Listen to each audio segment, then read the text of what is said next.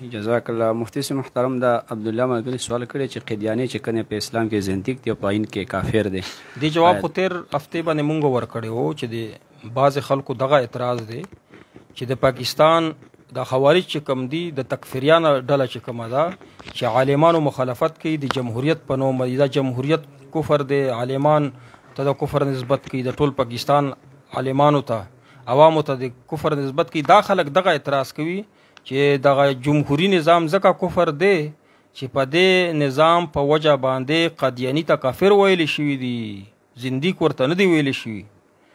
نو جواب د دې دا دی چې کافر چې ورته ویل شي، کافر یو داسې لفظ دی، داسې نوم دی چې په دې کې داخل دی زنديق هم. کافر دی چې وایي کافر نه مراد زنديق هم دی، یهودي هم ته مراد دی، عیسائی ته مراد دی، هر څوک مراد دی کنه. نو کافر ورته ویل غیر شرعي نه دی. بله خبره ده چې ته وایې چې کافر خو دی او کافر خو دی خو لاندې زنديق هم دی. کافر د لاندې بیا نوره انواع دي، نوع دي. نو یو نوع دا زنديق دی، هغه ذکر نشته. نو زنديق څه شته ویلی شي؟ دا خلک دا خوارج د تکفیریان د زنديق په معنا او مطلب نه پوهي.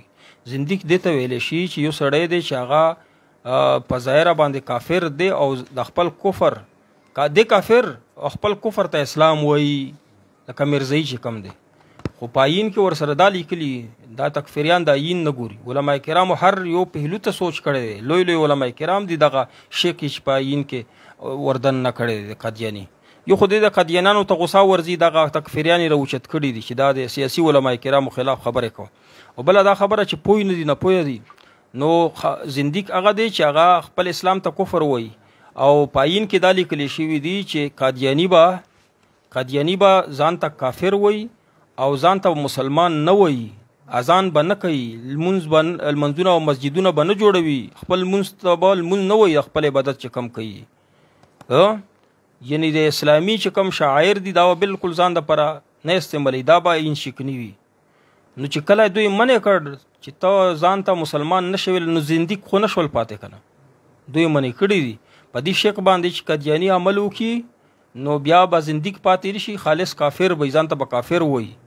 کله د ځان ته مسلمان وي اله به زنديق وي. نو دا تکفیریان خوارج په مسله نه پوهېږي او عقلونه کار نه کوي، فقط او بصیرت پکې نشته. بس وهمیات وهمي په ذهن کې راشي، وهمیات وسوسې پیش کوي چې په دې په وجه باندې دا اسلامي جمهوریت چې دا کفر دی، دا وهمیات بیانوي. امید دی جواب به شوی.